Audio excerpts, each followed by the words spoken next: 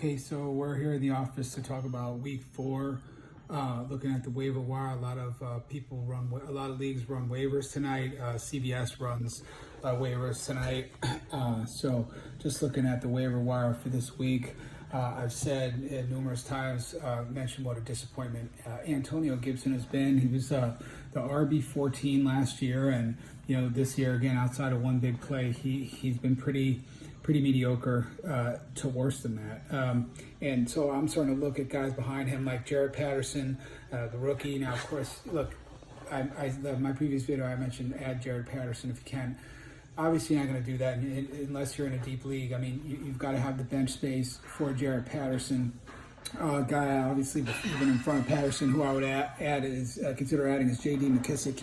He's still available in a lot of leagues, and I expect him to get increasing run the more that Gibson fails to impress, and also for Jaret Patterson to get his opportunity for run as well. So look, of course, you have to have the bench space, and that leads to the next question: is that how do I create bench space if I have kind of a tight bench, maybe 6 or less, or 6 or 7? So those are important spots. You don't want to be frivolous with those. So, just looking at create space, for example, had Jalen Hurts at quarterback, so he struggled in the first week. So you're looking at, Derek Carr going nuts. So you add Derek Carr, right? And then you see that, Hurts is pretty serviceable at the QB position. And in fact, he slightly outperformed Carr this week. And so, there's really no point in having both guys. I actually don't really like to have 2 quarterbacks on my roster because then it forces me to make bad quarterback decisions. So I like to just have one guy, even if I'm not super thrilled with that guy.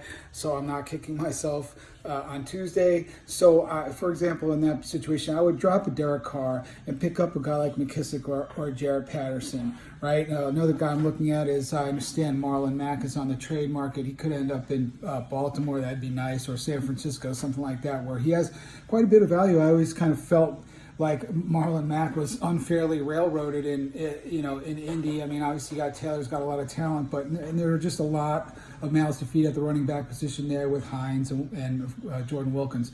So, but I kind of feel like Marlon Mack was 1,000-yard RB1. So, looking for him to go somewhere, and I would stash him if you have the bench space, and I would make that bench space by again dropping your second quarterback, or look, we all have a serviceable wide receiver on the bench, a Callaway, Diontae Johnson, guys like that. And I would, even a Will Fuller, he looks like he might miss another week, or continue to be, sort of a general pain in the neck from a fantasy perspective. And, I would consider dropping these guys to create the roster space, the bench space, to pick up some of these other guys. And listen, I've been saying it all season long, and I'm going to say it right now. Again, of course, New England Patriots running back, we just found out James White's out for the year.